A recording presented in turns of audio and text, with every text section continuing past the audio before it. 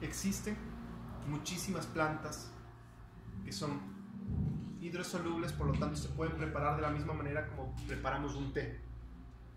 Sin embargo, la planta de té es una variedad en particular de arbusto que puede llegar a medir hasta 3 metros, de la cual se sacan 5 variedades de infusiones principales. Aquí en Costa Rica particularmente pasa algo interesante cuando alguna marca o y en muchos países, porque en varios países de Latinoamérica se le conoce como té a todo lo que sea una infusión. Sin embargo, yo hago esta relación como por ejemplo con los pilots. Aquí todos los marcadores de pizarra son pilot, a pesar de que existen muchísimas marcas, Pelícano y muchas marcas.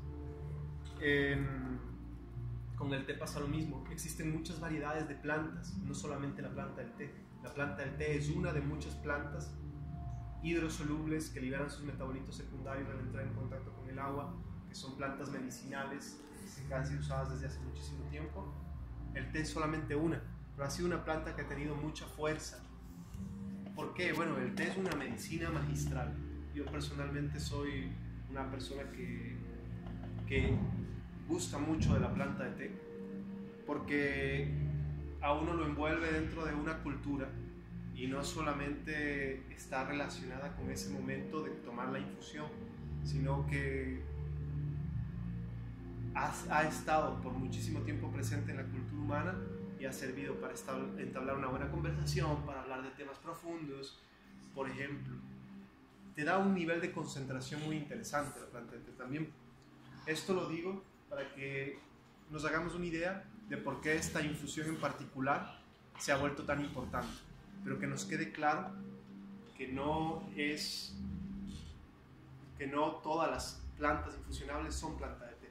Estamos usando mal o podemos caer en alguna confusión cuando, por ejemplo, decimos un té de manzanilla, un té de zacate de limón. En realidad, la Camellia sinensis es la que produce la planta de té. El vocablo té, que es el nombre como se le conoce a esta infusión, a esta bebida y a esta planta, es un vocablo que viene transformándose desde el chino al español, pasando por varios otros idiomas. La palabra para llamar a la planta que se utiliza en China es cha, y el cha se convierte en ti y después en té para nosotros, ¿verdad? Una aclaración interesante para las personas que nos dedicamos a esto, que tratamos de hacerlo de la forma más seria posible, es la siguiente: que nosotros no somos médicos y no recomendamos tratamientos ni curaciones. Pero ¿qué hace una persona que es experta en plantas medicinales? Lo que hacemos nosotros es copilar el conocimiento que ha sido guardado de generación en generación y que está comprobado ya no solamente por el uso empírico, sino también por pruebas científicas modernas, rigurosas. Con este conocimiento, al ser compiladores de este conocimiento, lo que podemos hacer es decir, mira, esta planta se ha usado desde hace muchísimo tiempo, por ejemplo, para tratar temas del riñón. Esta planta es un depurador hepático. Esta planta es un antioxidante. Esta planta te va a ayudar a dormir. Esta planta te va a quitar el sueño. Ese conocimiento nosotros sí lo manejamos y lo podemos transmitir, pero no estamos dentro del mundo del té y las infusiones en el que yo me desenvuelvo. No estamos con el afán de recetar, a pesar de que todas las plantas tienen componentes activos beneficiosos para la salud, porque así nace el mundo de la infusión. Nosotros como seres humanos comenzamos a tomar plantas por sus beneficios para nuestra salud, no por sus sabores o no porque quisiéramos tomar algo, ¿verdad? ¿Alguna pregunta? Sí. Si tienen alguna pregunta, ¿Alguna diferencia, digamos, en hacer la infusión en frío o en caliente? Porque el otro día, por ejemplo, estaba en una charla del café y me dijeron que al tostar el café se pierde un montón de las propiedades y de la estructura molecular. Si pasa algo parecido con el té en caliente y en frío. Sí, hay algunas cosas. Yo me dedico, por ejemplo, a vender té que ha sido secado. la tecnología del secado ha variado muchísimo a lo largo del tiempo y así es realmente tecnología que nosotros hemos ido aprendiendo a secar. Es interesante porque con el té se desarrolló muchísimo esta tecnología. Cuando hablamos de la planta del té, la Camellia sinensis, hablamos de que tiene aproximadamente 4.000 años de estarse consumiendo, documentada. Entonces ha ido mejorando su forma de secado y de la mano se ha mejorado la forma de secado de otras plantas. ¿Por qué se tuesta el café? Porque tostado dura muchísimo más. Uno puede hacer una infusión, por ejemplo, de café verde con la cáscara del café y es un antioxidante maravilloso, alcaliniza, es fabuloso. Pero la forma seca hace que sea más astringente y que dure muchísimo más tiempo. Sí se pierden propiedades. Entonces, a pesar de que yo vendo plantas que están ya secas, con muy buena tecnología, pero ya secas, yo sé que la mejor forma de tomar una infusión es tomarla fresca. Entonces, si ustedes tienen una manzanilla fresca, una zacate de limón fresco, es la mejor manera. El tiempo que permanece en el agua va a determinar si esa infusión se sobrecocina o queda en su punto. Entonces es muy importante que seamos cuidadosos cuando preparamos una infusión del tiempo en el que esta infusión permanece en el agua. Si la dejamos un tiempo muy prolongado, esa infusión se va a cocinar, se va a oxidar, va a cambiar su sabor y va a reducir sus propiedades.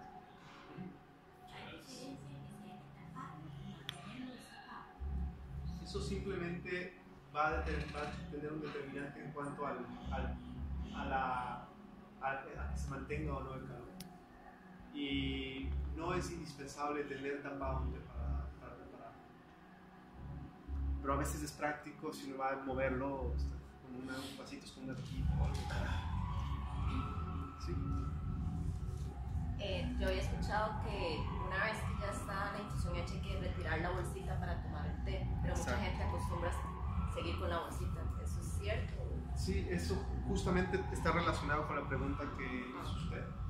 Y es que cuando uno la deja mucho tiempo en el agua va a perder propiedades. Por eso es que se dice que uno tiene que sacar la bolsita antes. La infusión, recordemos que las plantas hidrosolubles no necesitan el agua caliente. Les ponemos de agua caliente solamente para que sea más rápido. Entonces hay que meterlas, dejarlas un rato y sacarlas, ¿verdad? Esa es la forma correcta de hacerlo. ¿Sí? Pero si hago una infusión en frío, entonces sí la puede dejar mucho más tiempo, correcto. Como le digo, por ejemplo, en el caso de un té verde 8 horas, uno también puede ir probando y descubriendo. Pero en realidad es muy, muy lento el proceso, como se suelta. Por ejemplo, usted pone una menta, una hierbabuena, una juanilame, en su botella de agua, en la que sale diariamente y la lleva a dar una vuelta.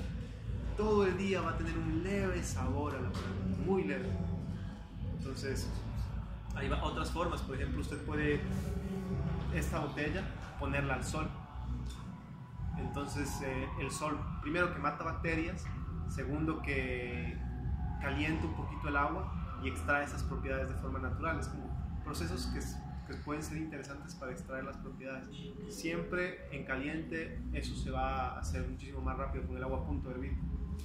Hay otro mito que siempre se está comentando y es que el agua no tiene que hervir. Y la realidad es que en ninguna cocina ordinaria nosotros vamos a poder llegar a temperaturas muy altas. O sea, nosotros a 100 grados centígrados en una cocina ordinaria ya estamos casi al tope. Ahí comienza a evaporarse el agua y es muy difícil que pase a una temperatura mayor.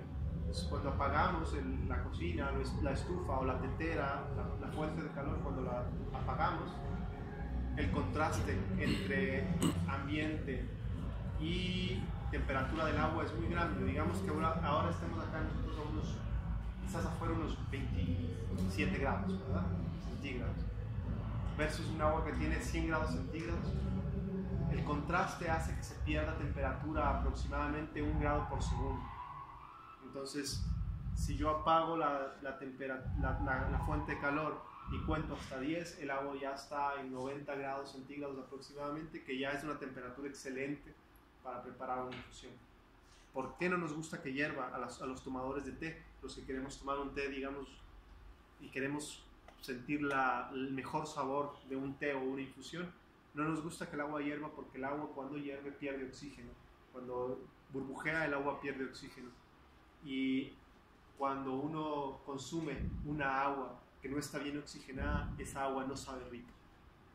Entonces las aguas que tienen un sabor más agradable para el paladar, a mi entender y al entender de varias personas relacionadas con el mundo de las infusiones y las plantas, es el agua que está mejor oxigenada. Sí. En este caso, con esta consulta no sería infusión ni té, pero para adquirir esas propiedades de una planta, si uno la consume directamente, la mastica, ya no es té, lógicamente, pero es bueno, adquiere las propiedades o puede ser hasta venenoso. Dependiendo, puede ser muy pesado para el estómago. Hay una historia muy divertida de cómo a Inglaterra entró el té. Las primeras veces los ingleses lo compraban porque era algo que venía de China y era algo muy exótico, pero no sabían cómo hacerlo, entonces lo untaban en el pan con mantequilla, por ejemplo. No sabían cómo consumir el té las primeras veces en Inglaterra. Aquí está la diferencia, digamos, algo que uno ingiere tiene que estar mucho más concentrado y tiene un proceso distinto de absorción por el organismo. Todo lo que ustedes tomen disuelto en agua, en 15 minutos ya va a estar circulando por su torrente sanguíneo. Esa es la diferencia. O sea, una infusión llega al estar disuelta, al estar las propiedades extraídas, contenidas en el agua, llega en 15 minutos ya a tener un efecto activo en su sistema sanguíneo. Okay. Entonces eso es increíble. Nosotros somos digamos, el funcionamiento de nuestro cuerpo, somos como esta maquinita, ¿verdad? Que absorbe los nutrientes. Cuando comemos algo y esos nutrientes los convertimos en enzimas que van a nuestra sangre, recorren nuestro torrente sanguíneo y así se nutre nuestro organismo. Todas las cosas disueltas en agua llegan mucho más rápido, tienen un efecto mucho más fuerte también. Uno puede comer manzanilla, puede comerse, no sé, 8 gramos de manzanilla y probablemente no sienta nada en su cuerpo, pero con 2 gramos de manzanilla disuelta en agua uno tiene un efecto relajante y analgésico leve. Entonces es bien interesante cómo funciona eso. Ejemplo, la aspirina efervescente. No sé si se acuerdan, cuando yo era niño había una propaganda que decía aspirina efervescente rápido alivio. Que al ser efervescente, al disolverse en agua, llega más rápido a hacer un efecto.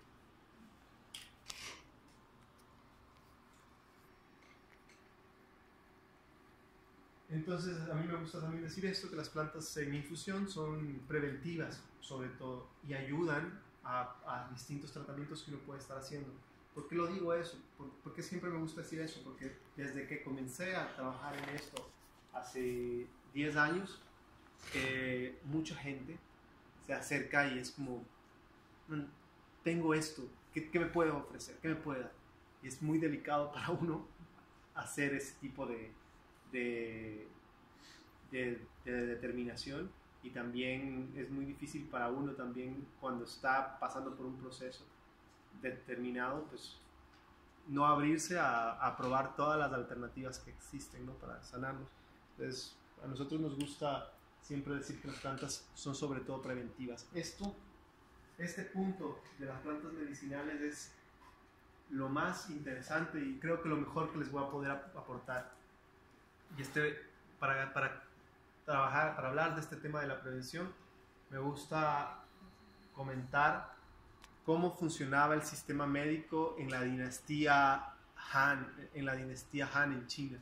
Cuando, no sé si ustedes han visto estas películas, es un jarrón de la dinastía Han, cuidado, no lo vas a botar, ¿verdad? O se rompió, me robaron el jarrón. Bueno, esta dinastía fue interesante porque ellos estuvieron en el poder antes de la llegada de los mongoles y fue como el tiempo de esplendor de la cultura china. Los mongoles estuvieron 400 años en China, si no me equivoco. Bueno, estuvieron un periodo muy prolongado a la cabeza del imperio chino, y cuando los chinos los derrocan, tratan de volver, viven su propio renacimiento interno, intentando volver a lo que era China antes de la conquista mongola. Era un tiempo como esplendoroso. En este tiempo, para ellos, ¿no? O sea, se recuerda como un tiempo de mucha sabiduría. En este tiempo había una forma en la que los médicos trabajaban con sus pacientes y era la siguiente: si usted estaba sano, usted le pagaba un fee mensual a su médico. Si usted llegaba a enfermar, el médico le pagaba a usted. Entonces, el trabajo de los médicos era mantenerlo con salud, no curar una enfermedad. Y en ese sí, es muy interesante.